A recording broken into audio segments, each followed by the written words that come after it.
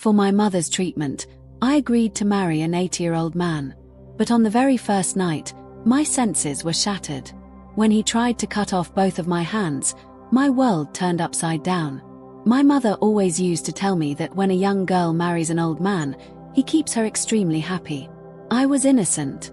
I thought maybe it meant that he fulfills her every need, brings her clothes and jewelry, and that is why the girl stays happy.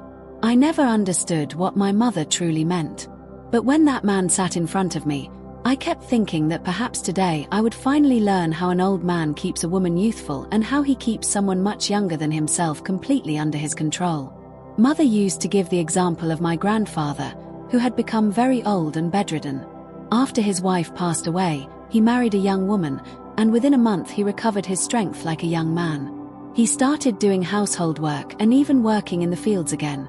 I had gone through great hardship in my life, but at that time I was happy thinking that my own life was about to begin anew. That man looked as old as my father, rather, my grandfather. But the moment he entered my room and sat before me, he did something that made the ground slip from beneath my feet. My name is Samina. My mother was very ill. My father was no longer alive. I could study only until matriculation, and that too while my father was alive. After his death, we did not even have money for education. I could not leave my mother alone to attend a government school either. So I stayed home, took care of her, and sometimes worked in people's houses to manage our expenses. We were only 2 people. No one understood my mother's illness. Some people even said that she should remarry and she would recover, because she had been married at a young age and I was only 16. My mother was not even 35 yet, but illness had made her look older. I once asked her why people say that a woman becomes better if she remarries. Another woman even claimed that my mother was pretending so that someone would arrange her marriage. Otherwise, what kind of illness makes someone suddenly so sick while they seem fine at other times? My mother said this world is cruel, full of strange people with dirty minds. They think marriage is the cure for every problem. In our neighborhood, there was a boy who used to have seizures. Some said he was possessed, others said he had a psychological illness. But after he got married, within 2 weeks he seemed fine. His wife used to walk oddly, as if her legs hurt badly.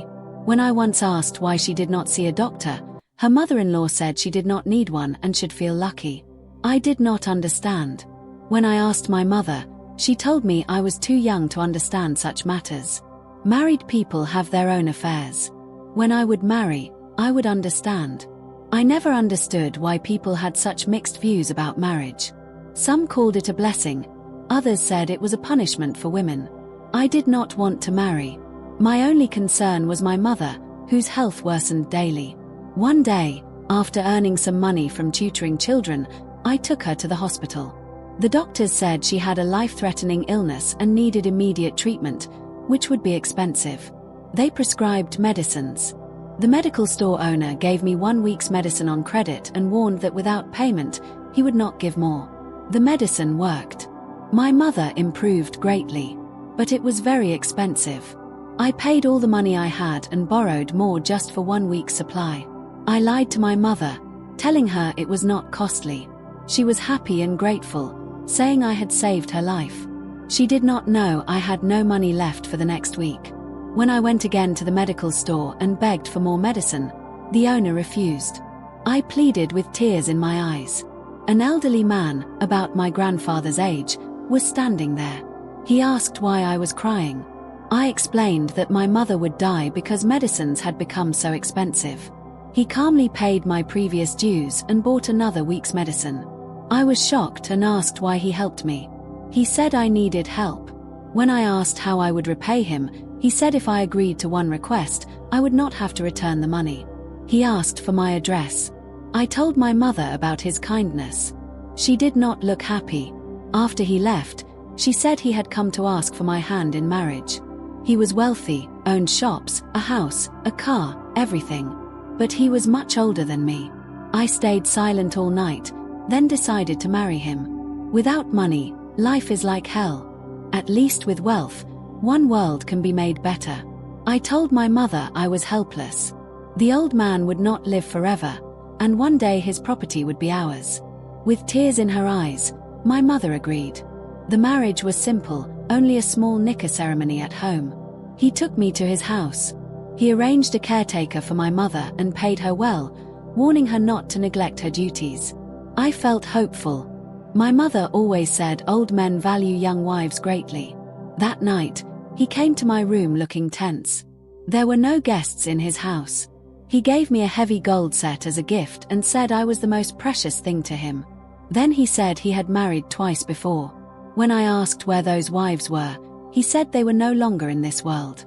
When I asked if they died of illness, he laughed and said not everyone dies of illness, sometimes people receive punishment for their deeds. I did not understand. After a while, he left the room.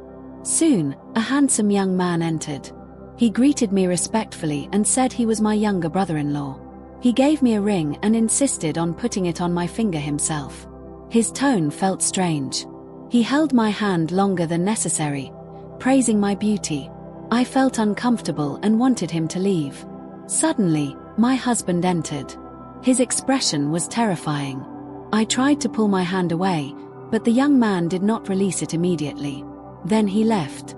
My husband accused me of failing a test. The young man was not his brother but a stranger. He said I had failed his test of loyalty and now deserved punishment.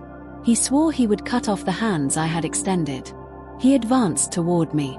I screamed. I realized he must have killed his other wives too. I thought I would die that night. But suddenly, something happened. By morning, I learned he had suffered a heart attack. My life was spared. I refused to return to him. He had to give me the money promised in my marriage contract. During investigation, the police discovered he had killed his second wife. His first wife was alive but had left him. Perhaps he believed all women were unfaithful. My mother thanked God for saving me. With the money I received, I opened a small grocery shop in one room of our house. It now supports our home and pays for my mother's treatment. I thank God for protecting me. Even now, when I think about that night, I shiver at what could have happened if I had not escaped.